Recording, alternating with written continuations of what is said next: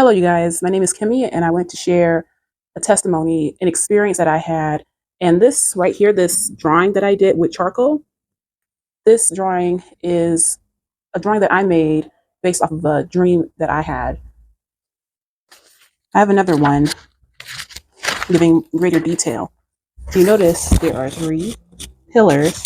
There's two moons. There's two islands in the sky or in space or some type of like space like realm. And then this is also like some type of, I don't know, planet or some type of field or plane or something. I don't know. All I know is in this dream, based off of what I remember, whenever I look at this image, I remember there being a lot of chaos. I remember there being a lot of chaos with people running around here and there, all over the place. And people were just panicking. People were just driving in vehicles, running around on highways, in the street, whatever, just trying to get from one place to the other. I don't know what the commotion was all about, but I know that the earth had opened up and there was this hole beneath the highway. And I followed two other people into this hole. People I'd never seen before. I'd never seen them before. So this it couldn't have been familiar spirits because these faces were not familiar to me.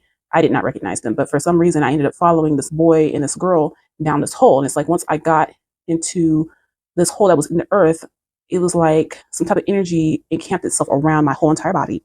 And I began to ascend downward. I began ascending downward like an elevator. You know how, and so as I was ascending downward, it felt like an elevator.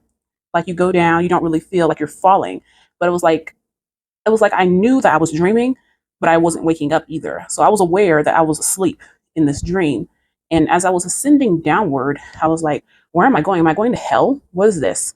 And so I felt like, okay, I must be going to hell because hell is beneath us. It's down. Sheol, or the location known as hell, is beneath us.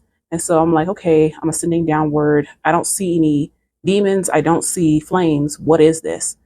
Um, so I end up in this mansion or this manor, this giant house, and there's like a labyrinth inside. It's a bunch of hallways, and there's like passageways, hallways, all sorts of hidden passages and doors and mirrors inside the hallways of the mansion or manor.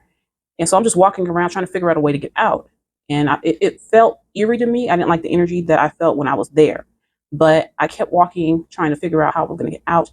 I saw some bizarre spirits in this home or house.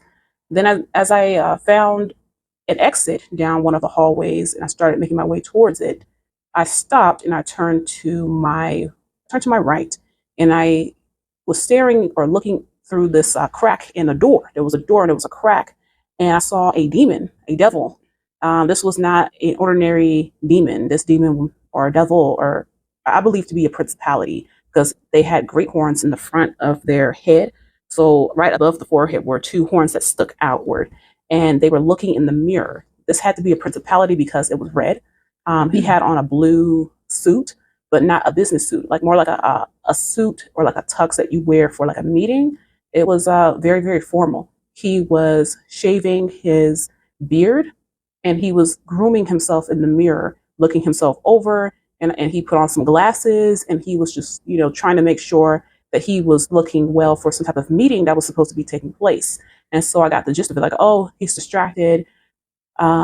I could see him, but it's like I think he could see me, but he didn't care that I was there because he was running out of time for some type of meeting.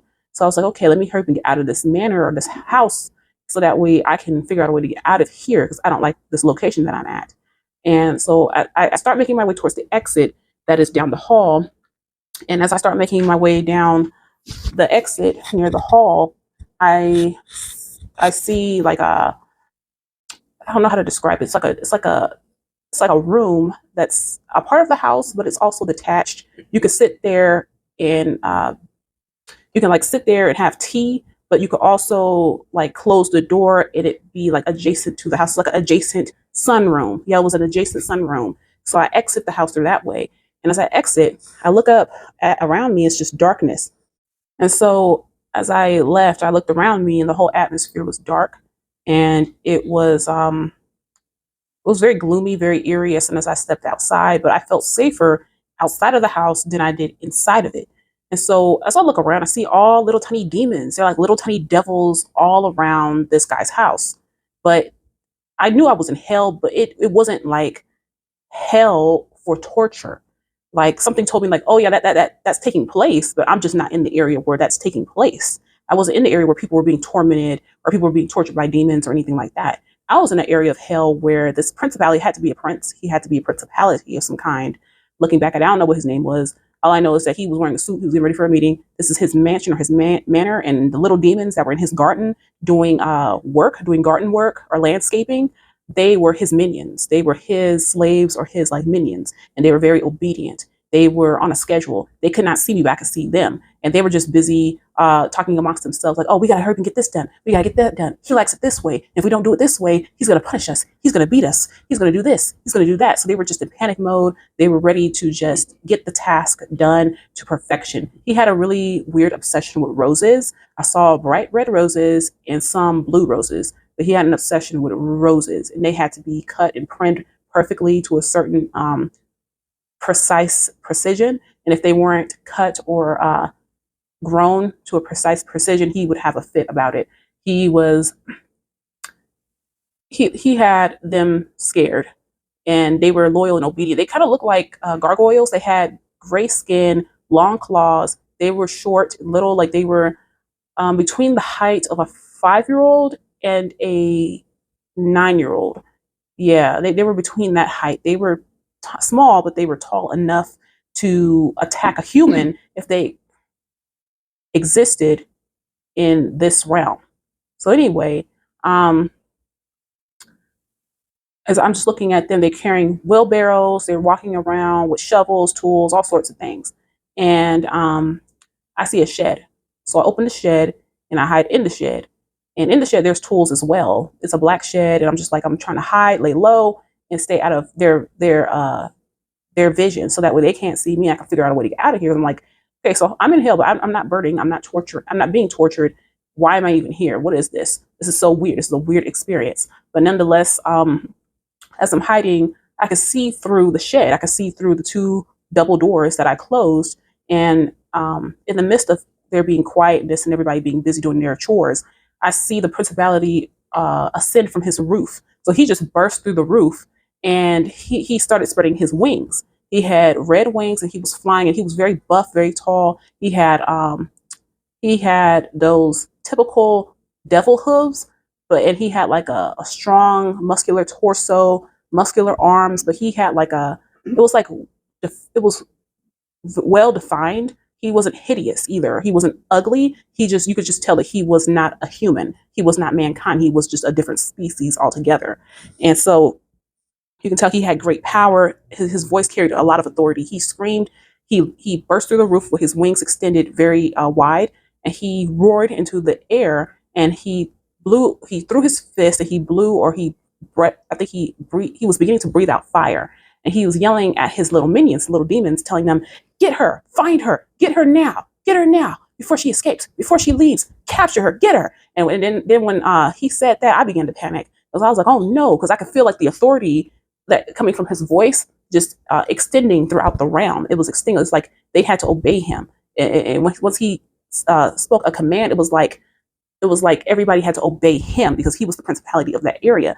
And so I began to panic. Oh no, I gotta hurry, get out of here. They're gonna see me. And so one of the little demons, they spotted me, even though I was inside of the shed. They spotted me, like, there she is, get her. And so I ran out and I hopped out of there. And so I began running. And one of the little demons, they grabbed my wrist. Like they grabbed my wrist, and their claws dug into my wrist, and it hurt really bad. It was beyond physical pain. It was like my spirit, my soul was being attacked, and it hurt, it burned. It was like once their skin touches mankind's skin or your skin, it's like your skin is singed. Yeah, it was like my skin was being singed, and I could see that my arm was beginning, where the claws dug into my flesh, my arms were beginning to turn grayish black, and it was like my flesh was rotting or cooking as they were holding on to me. But I didn't want to panic. Idea popped into my mind immediately as my hand was being singed, as they were holding a grip onto me. I pulled my hands out of their grasp really fast. It hurt, but I did it. And I grabbed onto his wrist, and I looked him dead in the eye, and I said, "I rebuke you in the name of Yeshua." I rebuke you in the name of Yeshua. I rebuke you in the name of Yeshua. His eyes and his entire facial expression changed from bloodlust to fear in a matter of seconds. He was scared. This demon, this little gargoyle gray demon creature thing that was trying to harm me or hold me still to be captured, he was afraid. When I said Yeshua's name 3 to 5 times, I said, I rebuke you in the holy name of Yeshua.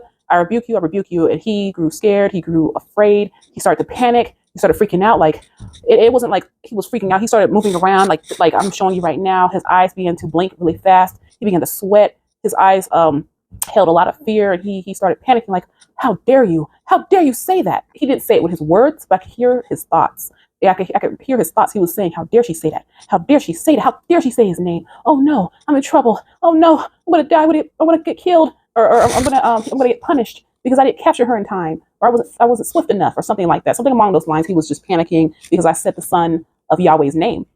And so, as I said his name, all the other demons that were in the garden, tending to the roses, doing landscaping, fixing up, or I guess painting the outside of the manor, making sure it looked nice in preparation for the meeting, or just, I don't know, doing their regular daily tasks, because that's what the principality liked, his home to look well groomed. They stopped once I kept saying the son of Yahweh's name. I kept saying his name over and over again, and they stopped doing what they're doing. All of their tools and shovels and wheelbarrows dropped to the ground, and they all looked at me. And he was like, "How dare she say his name? No!" And he fell down from the sky, or I guess like above his manor, back into his mansion. I'm sorry, I shouldn't be laughing, but it's like this was like a really spiritually heightened dream, because I could feel the pain when I woke up in my wrists. I could still feel the burn. But anyway, he fell back into his mansion, and he was mad because I had said his name. Yahweh's authority, or like his Holy Spirit, or his presence, was protecting me from being attacked by the principality and his demons. They couldn't come in proximity to me. They began panicking and running around, like, like the Smurfs, how they run around all panicky because that wizard man is trying to hunt them down. It was something like that. So like when I said the name of Yeshua, they were running around scared out of their wits. And I was like, yes, but the power of Yah prevails, is what I was thinking in my dream. Like, the power of Yah prevails. These demons, they look ugly, they look scary, but they're not scary at all. These are insignificant little beings. They have a master that they have to answer to. And if they don't obey or hearken to the word, or to the voice of their master, they're tortured. They don't have a lot of power, these demons and devils. There's nothing to be afraid of. You don't need to be afraid of demons. They shape shift to change their appearance, to intimidate you, to make you afraid. But really, these demons, they're like little minions. They're minions to the principalities of hell. And you don't need to fear these creatures. All you have to do is rebuke and reject them in the holy name of Father, or in the holy name of his Son. And they will have no other choice but to obey the voice of the Most High. They will have to obey him, because he's the master.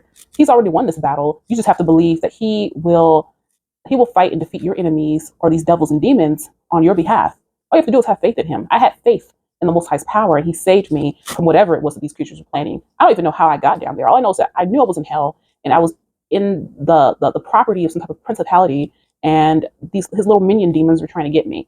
I rebuked and rejected them in the holy name of the Son, and I was saved. And I woken up from my dream, and it was hard for me to go back to sleep. I believe that night, I had gotten into some prayer. I read some scriptures before going back to bed. I would suggest that if you have similar dreams or experiences like that, don't just fall back to sleep. You need to pray. You need to read up your scriptures, cover your home, your bed, and your body under the blood of Yeshua, and just cover your whole entire house with the anointing of the Most High, and just ask for protection. Yeah, that was my experience, and that's how I got the inspiration to draw and color this charcoal art piece. I just wanted to share that with you guys.